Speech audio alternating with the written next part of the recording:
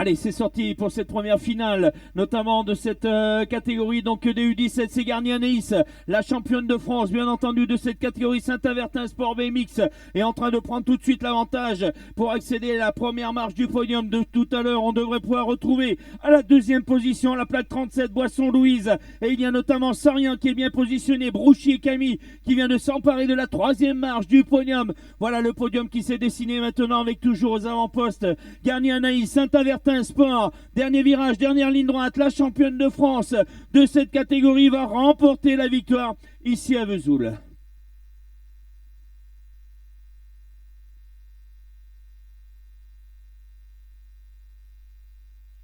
Allez, c'est libéré pour cette finale des U17. Le bon départ pour Evan Oliveira, le pilote de l'équipe Avenir BMX Besançon-Doubs en première position. Clément Rocherieux, le champion d'Europe, est en deuxième position pour la Chapelle-Saint-Mémin. Alors que la troisième place, elle est pour l'équipe Avenir de Dardilly avec Valentin Meunier. Toujours Evan Oliveira en tente d'attaquer avec Clément Rocherieux par les intérieurs. L'extérieur de Valentin Meunier pour l'équipe Avenir de Dardilly qui vient de s'emparer de la deuxième place. Evan Oliveira, le pilote de Besançon, l'équipe Avenir Besançon-Doubs qui s'impose dans cette première manche de la Coupe de France. Catégorie U17 devant Valentin Meunier et Clément Rocherieux de l'équipe Avenir. La Chapelle-Saint-Mémin prend la troisième marche du podium.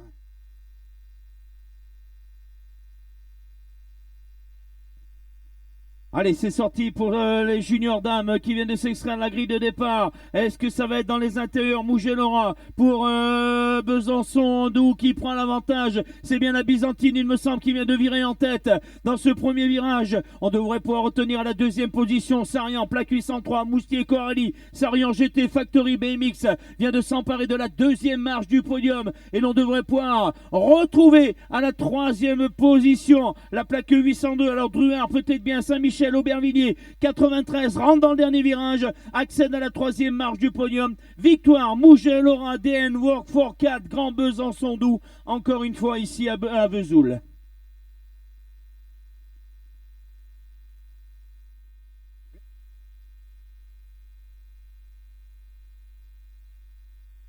Allez, c'est libéré pour cette finale des juniors dans les intérieurs. Il y a étalement Désir Bodol, il y a Maxime Haber, il y a également dans les extérieurs Baptiste Juppy.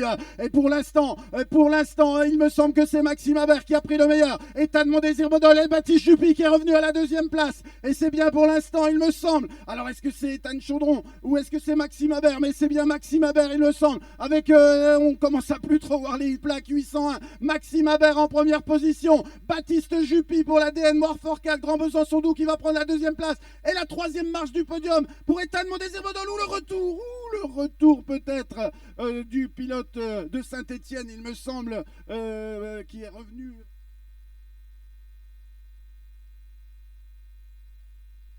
Allez, c'est sorti pour les dames maintenant. Élite dames, les Pays-Bas complètement dans l'intérieur. Marianne Beltrando plein centre. La pilote de Fontignan essaie de se détacher. Elle passe par l'extérieur, ça pique dans l'intérieur encore une fois. Il y a eu du changement avec peut-être bien Venestra à la plaque numéro 6 qui est revenu. Mais toujours les Pays-Bas avec Beauf Jeudi à la première position. Toujours bien entendu Venestra Manon à la deuxième place. Marianne Beltrando s'empare de la troisième position. Quatrième, c'est Manon Valentino pour le Stade Bordelais. Toujours les Pays-Bas et ça pique dans l'intérieur du dernier virage avec Venestra Manon. Venestra Manon, la 6e mondiale, vient de remporter la victoire. Marianne Beltrando deuxième et il me semble que c'est Manon Valentino qui montera sur la troisième marche du podium.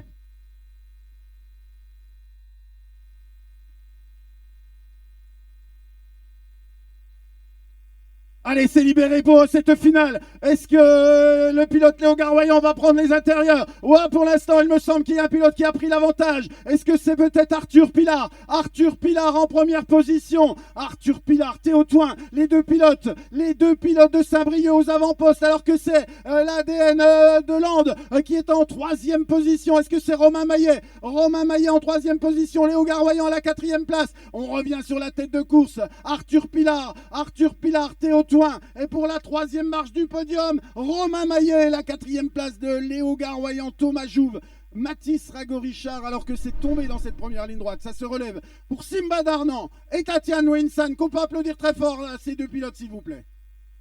Voilà, c'en est donc terminé pour cette première manche Coupe de France ici à Vesoul. On se retrouve demain bien entendu pour les compétitions à partir de 8h. Ce sera les warm-up et moi je vous retrouve d'ici à peu près moins de 10 minutes au podium protocolaire pour la remise des récompenses dans moins de 10 minutes au podium protocolaire.